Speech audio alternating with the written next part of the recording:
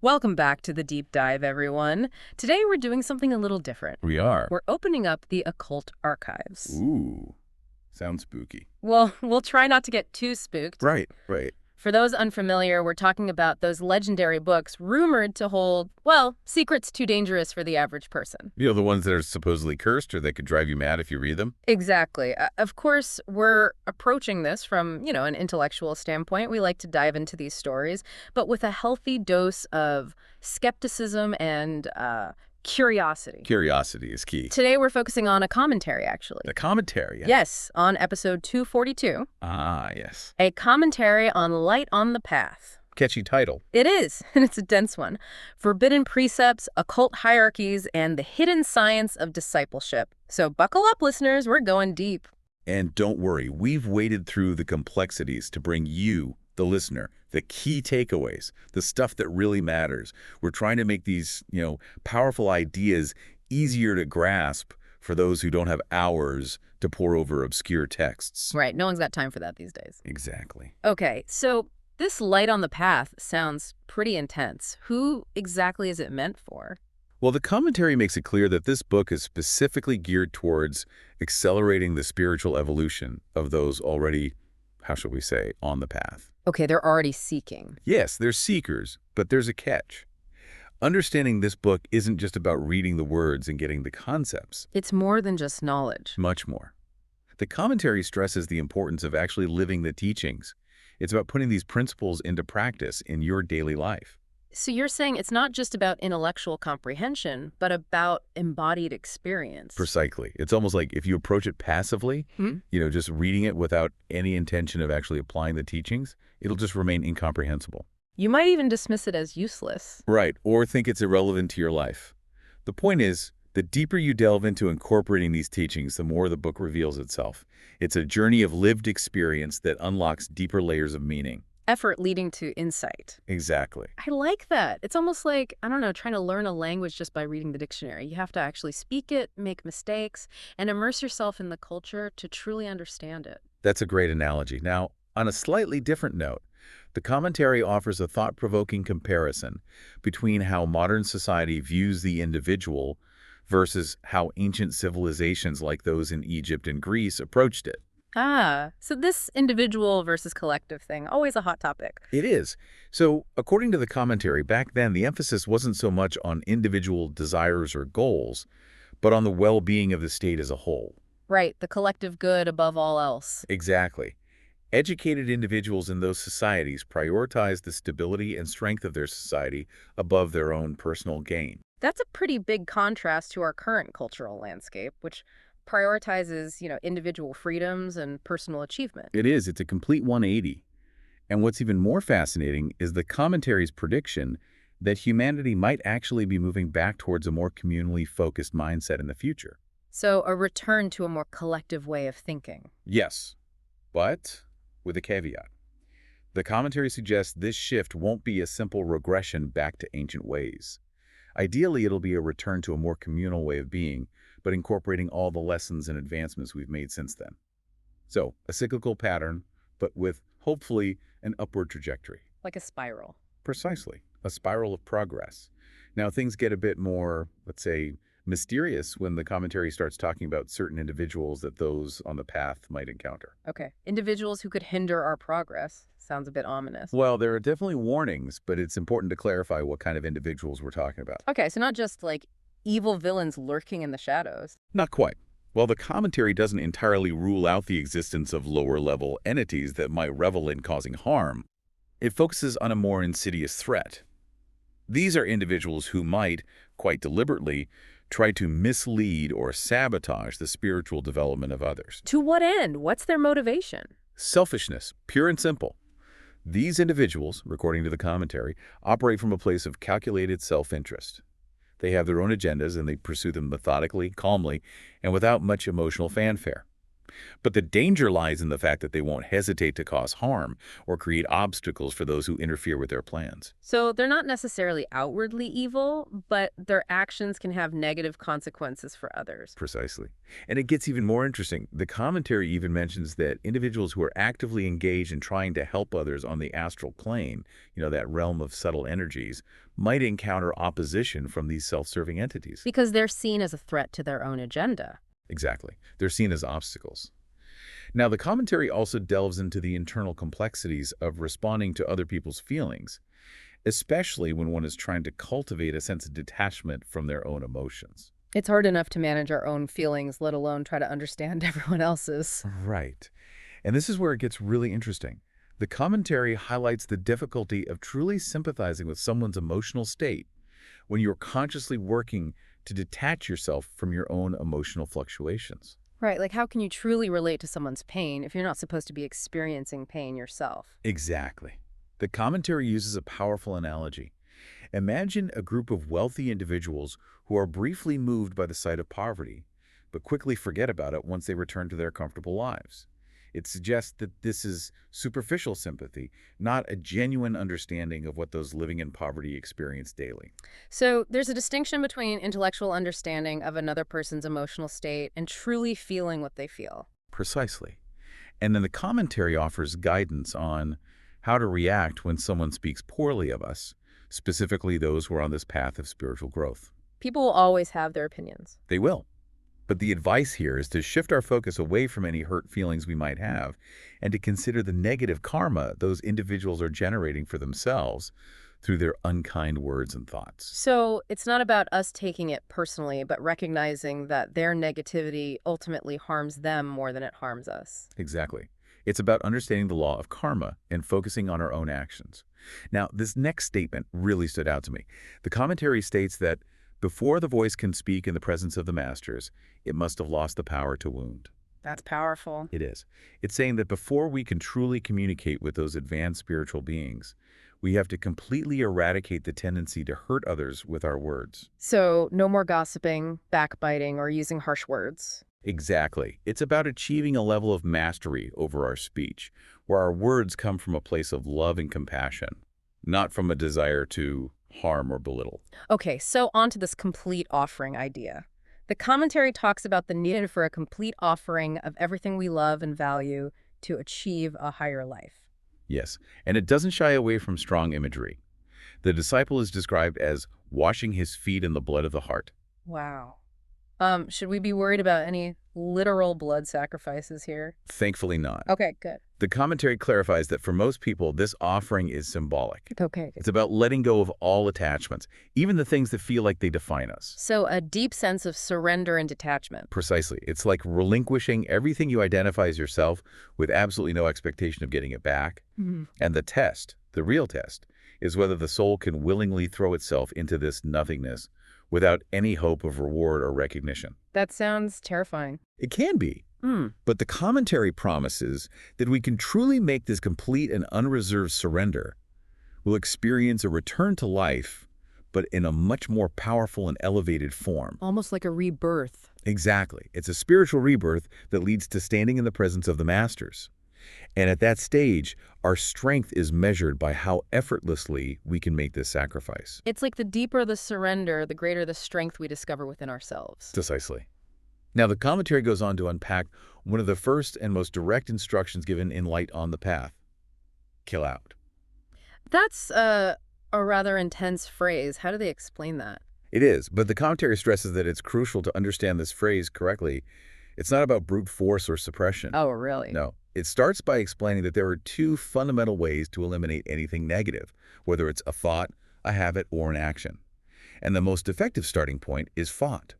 Because if you can address negative thoughts effectively, dealing with negative habits and actions becomes much easier. So how do we kill out a negative thought? Well, the commentary talks about the typical first reaction, which is to try and force it down. Like suppress it, fight it, get rid of it. Push it away. Exactly. But that approach often backfires. And the commentary explains why. It's like throwing a ball against a wall. It just bounces back at you. Exactly. The harder you push, the stronger it rebounds. This type of forceful suppression just leads to mental exhaustion and often strengthens the thought you're trying to eliminate. You're basically giving it more energy through resistance. So you're saying that fighting against our negative thoughts just makes them stronger? It can. The commentary does acknowledge that it might be possible to eventually get rid of those thoughts through sheer force of will. But it's not the ideal way. It's incredibly draining and can even create a kind of mental rigidity. So what's the alternative? How do we effectively deal with negative thoughts without this constant inner battle? The commentary points towards a more subtle approach, understanding the true nature of the thought and then releasing it without resistance. It acknowledges, though, that this approach isn't fully explained in this specific section. Okay, so we're left with a little bit of a cliffhanger there. I'm intrigued. Now, moving on, the commentary delves into the idea of ambition and how it can be a tricky thing, particularly on the spiritual path. Yes, it's something we don't often think about, right? We tend to associate ambition with worldly success, but the commentary suggests that it can manifest in different forms as we progress spiritually. So it's not just about wanting a bigger house or a fancier car anymore. Right. The commentary traces how ambition evolves. It often starts with a desire for external power, wanting to influence and control the physical world around us. Okay, makes sense. Then, as we develop intellectually, that ambition might shift to a desire for intellectual dominance, wanting to be seen as a thought leader, someone who shapes opinions and ideas. Okay, I could see that. But what about on a purely spiritual level? Does ambition have a place there? That's where things get really interesting. The commentary identifies what it calls spiritual ambition as the most subtle and potentially most dangerous form of ambition. Spiritual ambition, what does that even mean? It's the desire to make spiritual progress for selfish reasons. It's about wanting to achieve enlightenment, gain powers, or ascend to higher states of consciousness for personal gain. So even in the pursuit of something seemingly noble like enlightenment, our underlying motivation matters. Absolutely. And this is where it gets really thought-provoking. The commentary includes a note from a master who states that a pure artist who creates solely out of love for their art with no desire for recognition or reward might actually be further along the path than an occultist whose self-interest is simply expanded to include spiritual achievements. So a selfless artist might be more spiritually advanced than a selfish occultist? Exactly. The artist is acting from a place of pure love and joy, while the occultist, even though they've abandoned worldly ambition, might still be clinging to a subtle form of spiritual egotism. That's a humbling thought. And the commentary suggests that this spiritual ambition can be a tough one to shake. Oh, absolutely. It can persist for lifetimes, even after we've conquered our more obvious worldly desires. So how do we deal with it? Well, the commentary acknowledges that ambition can be a necessary driving force in the earlier stages of our development. But for a disciple, the goal is to dismantle the walls built by ambition, to become translucent, so to speak. Translucent? Yes, like a clear window, allowing the life force to flow through unimpeded. And remember, these rules are specifically for those committed to the path of discipleship, not for those still primarily focused on worldly affairs. So for those ready to go all in, so to speak. Okay. Now, the commentary emphasizes the importance of forgetting the self. Right. Complete self-forgetfulness is presented as the ultimate goal. That sounds counterintuitive. Don't we need a sense of self to function in the world? We do, but that self we identify with is ultimately an illusion. An illusion. Yes, a construct of the ego. True spiritual liberation involves transcending this limited sense of self. It's about cultivating indifference to personal advancement and recognizing that any help we give comes with no expectation of reward or recognition. So it's about letting go of the ego's need for validation and trusting in the bigger picture. Exactly. The commentary states that forget yourself is the first and last word of advice on the occult path. There's no other way. Wow. That's a pretty clear message. And linking back to our previous discussion, ambition is described as the first curse for those who start to rise above others in spiritual understanding. Yes, as soon as we start to feel a sense of progress, the ego starts to creep back in. The temptation to feel pride and seek recognition can be a major stumbling block. It's like the ego is always lurking in the background, waiting for an opportunity to reassert itself. Exactly. Now, the commentary also points out a rather disheartening observation. Missed opportunities for discipleship. Missed opportunities. Yes, particularly amongst younger people. The commentary observes that many individuals, especially the young, who seem poised for spiritual awakening, get sidetracked by worldly pursuits. They get caught up in the rat race, trying to climb the corporate ladder. Right, the allure of material success and societal recognition can be very strong. They're so close to grasping a deeper understanding, but they end up prioritizing conventional goals. It's a real loss. It is. It's like seeing someone with incredible potential who just doesn't realize it yet. Yeah. Now, the commentary also warns about the dangers of pride, especially for those who are developing psychic abilities but haven't yet reached the level of discipleship. Yes, it's a common pitfall. You see, when individuals start to develop psychic senses and can perceive things that others can't, it's very easy for their ego to inflate. They start to feel special, set apart. Exactly. They might start to think they're somehow better than others because they can see or do things that others can't. And that pride, according to the commentary, is a sure sign that they haven't received proper training and haven't connected with a true master. Because true spiritual development leads to humility, not arrogance. Precisely. The absence of pride is actually a hallmark of genuine spiritual progress and connection with the master. That's a good reminder. Psychic abilities in and of themselves don't necessarily indicate spiritual maturity. Exactly. And the commentary circles back to that comparison between the artist and the occultist. It reiterates that even if an occultist has managed to conquer their more obvious personal desires, if they're still motivated by a desire for their own individual spiritual progress, a selfless artist might actually be on a more direct path. It all comes down to motivation again, doesn't it? It does. Selfless action, even in seemingly secular pursuits, can be more spiritually potent than outwardly spiritual practices driven by ego. So what is the true and correct motivation for action on the spiritual path? What should be the driving force behind our actions? The commentary states that the only thing that can truly move the soul is aligning ourselves with the life of Ishvara, the divine presence in the world, and acting as a part of that divine life without any desire for personal reward. So it's about acting in accordance with the divine will, not our own personal desires. Precisely. And the commentary specifically directs us to the third discourse of the Bhagavad Gita for a more detailed explanation of how to achieve this state of selfless action. Ah, the Bhagavad Gita, a classic. Indeed, it highlights the ideal of the individual who finds contentment and fulfillment within themselves, who doesn't depend on any external factors for their happiness or their goals. And it uses King Janaka as an example of someone who embodied this ideal. Yes, Janaka attained spiritual perfection through action, but his actions were always motivated by the well-being of the world, not by any personal gain. So it's not about withdrawing from the world, but about engaging with it in a selfless and compassionate way. Exactly. And the commentary suggests that those on the spiritual path should ultimately seek knowledge not for their own enlightenment, but to use that knowledge to benefit others. That's a beautiful ideal. Now, the commentary also emphasizes the importance of recognizing the fundamental equality inherent in the process of evolution. Yes. It's about understanding that no one is inherently higher or lower than anyone else. But we all seem to be at different stages of development. We are, but those differences are ultimately temporary. The commentary stresses that while distinctions exist during our evolutionary journey, they eventually dissolve as we outgrow our attachment to specific forms and outcomes.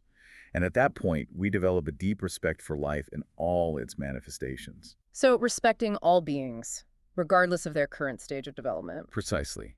And it contrasts the perspective of someone who is only willing to help those who are similar to them, or who can offer something in return, with the perspective of one who acts from the standpoint of Ishvara, who helps all beings indiscriminately. It's about seeing the divine spark in everyone, even those who seem to be far from it. Exactly. And the commentary strongly cautions against contempt. It warns against the trap of thinking that achieving a state of absorption in the self is the ultimate goal, because it's not just about our own individual liberation. It's about recognizing the potential for the unfolding of life within every being and working to help that life manifest. So contempt is actually a huge obstacle to spiritual progress. It is. It creates separation and hinders the growth of both ourselves and those around us. And the commentary goes on to address how we should view those aspects of the world that we perceive as wrong or imperfect. There's certainly a lot of that going around. There is. But the commentary emphasizes the importance of distinguishing between recognizing that something is imperfect and feeling contempt for those who are responsible for that imperfection. It's about understanding that everyone is on their own journey. Exactly. And their actions are often a reflection of their current level of understanding. We shouldn't expect a 4-year-old to have the wisdom of an adult. Right, we wouldn't judge a child for not understanding complex concepts. Exactly. So instead of feeling contempt, the commentary suggests feeling a kind of gentle pity, like the pity we might feel for a child who is misbehaving because they don't know any better. So a compassionate understanding, even for those who are acting in ways that we might consider negative. Precisely. And it's important to note that self-contempt is a different matter altogether. We should hold ourselves to a higher standard because we have a greater understanding of what is right. Right, we have a responsibility to strive for greater awareness and act accordingly. Exactly. And if we see someone struggling or acting in a harmful way, the advice is to offer help and guidance, but without any sense of disgust or judgment. Remember that losing our sense of shared humanity is far worse than the actions of the individual who is struggling. It's a powerful message of compassion and forgiveness. It is. The commentary then shifts gears a bit and talks about the illusory nature of the present moment and our perception of the future. Yes, it's about understanding that the present moment is constantly slipping away. Time flies. It does. And the commentary encourages us to cultivate what he calls the eternal perspective. The eternal perspective, what's that? It's about seeing the potential for future growth and transformation, even within those things that currently seem negative or undesirable. So it's like seeing the seed of potential even within the limitations of the present moment. Exactly. And the commentary suggests that by focusing our attention on that potential, we can actually help to make that positive future more likely to manifest. So our thoughts and beliefs about the future actually influence what that future becomes. Precisely. Dwelling on someone's current flaws only reinforces those flaws, but focusing on their potential for growth helps to create space for that growth to occur. Okay, so it's like we're actively shaping the future with our minds. Now, the commentary delves into the concepts of sympathy and bliss. Two seemingly different things. Right. How do they relate on the spiritual path? Well, the commentary explains that losing the capacity for sympathy, the ability to feel the joys and sorrows of others, would ultimately mean losing the ability to truly help them. Right, we need to be able to relate to what others are going through to offer genuine support. Exactly. But at the same time, we shouldn't become so overwhelmed by negativity that we lose sight of the fundamental nature of our true self, which is bliss. So it's about maintaining a balance between empathy and inner joy. Exactly. The commentary emphasizes the importance of cultivating joy and contentment, of meditating on the divine bliss that is the very essence of our being. It's like remembering that at our core, we are all connected to this source of infinite joy. Precisely. And it encourages us to view what we perceive as evil or negativity as ultimately a form of ignorance, a lack of understanding. So even in the face of suffering, we can still find inner peace and joy. Now, the commentary also addresses the topic of comfort and meditation, and it offers a somewhat surprising perspective. It does. It challenges the notion that there's any inherent virtue in making ourselves physically uncomfortable for the sake of spiritual practice. So no need to contort ourselves into painful yoga positions if it's not comfortable. Not necessarily.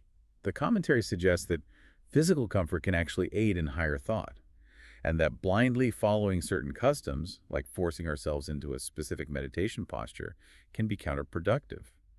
It reminds us of Patanjali's instruction to find a posture that is easy and pleasant. It's a reminder to be kind to our bodies and to find a practice that feels natural and supportive. Now, the commentary also highlights the importance of recognizing that each individual has their own unique way of understanding truth. Yes, it emphasizes that each ego has its own way of appreciating truth, and that it must be received along their own line. So what works for one person might not work for another. Exactly. Attempting to force someone to accept truth in a way that doesn't resonate with their inner being can lead to resistance and rejection. It's like those kids who are intellectually pressured to adopt their parents' beliefs only to rebel against them later on. The disciple should be mindful that their own desire for emotional or intellectual comfort doesn't infringe on the rights or hinder the spiritual progress of others. It's about respecting the individual's journey and meeting them where they are. Now, the commentary goes on to explore the concepts of the separated self and the monad. Yes, it delves into the nature of our true self. The commentary explains that the idea of a separated self, the me that we identify with, is actually an aspect of the ego. So it's not our true self. No, it's a necessary stage in our development, but ultimately an illusion. The commentary introduces the concept of the monad as our true, ultimate self. The monad. Yes, It describes monads as individual sparks emanating from the eternal flame, a concept we might initially grasp intellectually, but will eventually experience directly. So we're all connected to this source. Precisely. The commentary explains that by focusing our consciousness in the highest causal body, we can glimpse the connection between our ego and the monad, and realize that our intellect, our capacity for devotion, and our ability to love all originate from the divine. That sounds like a powerful experience. It is. It's described as transformative and makes it impossible to return to a purely personal and isolated viewpoint. It shatters the illusion of separateness. Exactly. The commentary highlights that while this sense of separateness is essential for initial self-development, it eventually becomes a major obstacle to further spiritual progress. So we need to transcend this limited sense of self to truly evolve. We do. And the commentary suggests that humanity as a whole is currently in a phase where it needs to recognize this illusion of separateness. Which explains the emphasis on unselfishness in both occult and advanced religious teachings. Right, precisely. Now, despite this underlying unity, we still experience a sense of separation in the physical world. We have separate bodies, separate lives, separate experiences. We do. But the commentary explains that despite the physical distances between us, there's a deeper interconnectedness at play. It uses the example of physical diseases being contagious. Right. If one person gets sick, others around them might get sick too. Exactly. And the commentary extends this concept to astral conditions like irritability, envy, and negativity. These radiate vibrational influences that can impact those around us. So our emotions can actually impact others on an energetic level. They can.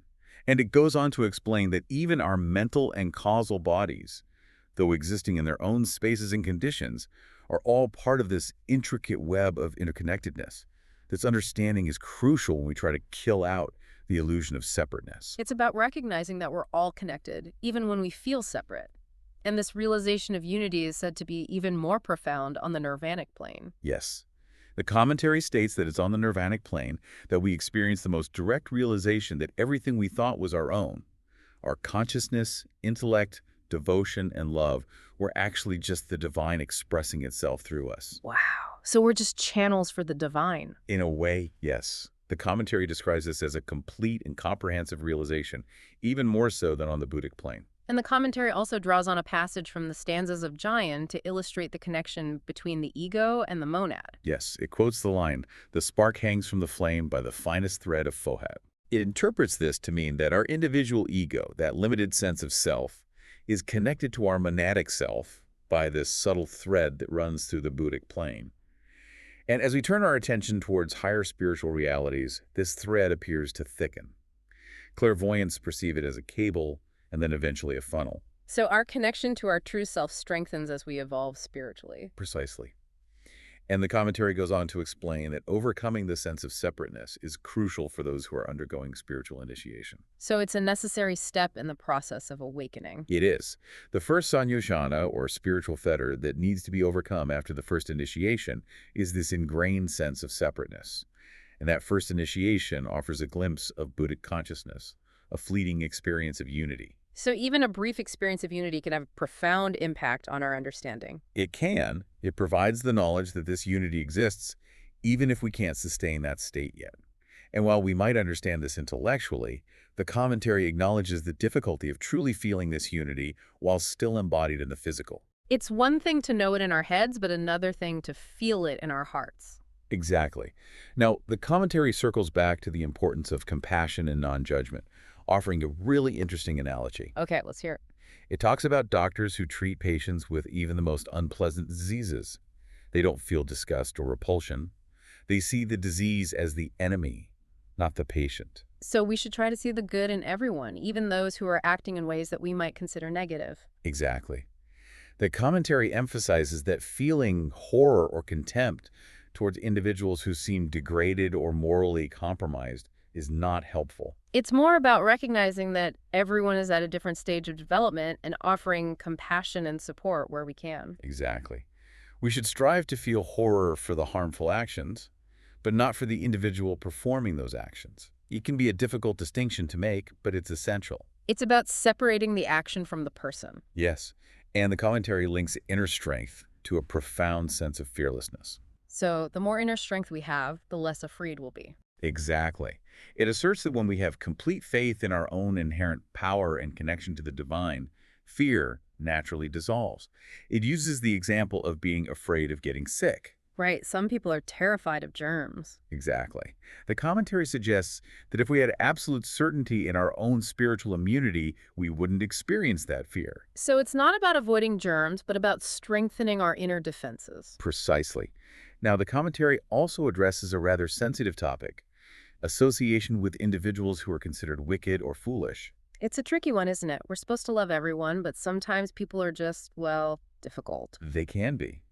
The commentary clarifies that while it's important to recognize our fundamental connection to all beings, it doesn't necessarily mean we need to spend all our time with individuals who are exhibiting negative qualities. So it's okay to set boundaries. It is. Occasional contact can be beneficial for learning and understanding, but constant exposure can be draining and counterproductive. Right, you can't pour from an empty cup. Exactly. And the commentary even critiques the idea that living amongst the poor, or the so-called wicked, is always the best way to help. It contrasts this with the masters, who don't choose to reside in environments that would hinder their ability to do their work effectively. So it's about finding a balance between serving others and preserving our own energy and well-being. Exactly. And the commentary goes on to discuss the value of learning from our own mistakes. It suggests that over the course of many lifetimes, we've likely made every type of mistake imaginable. We've all been there. We have. And the point is that these past experiences, even the negative ones, provide us with a deeper understanding of what's truly wrong. Experience is a harsh but effective teacher. It's like the saying, fool me once,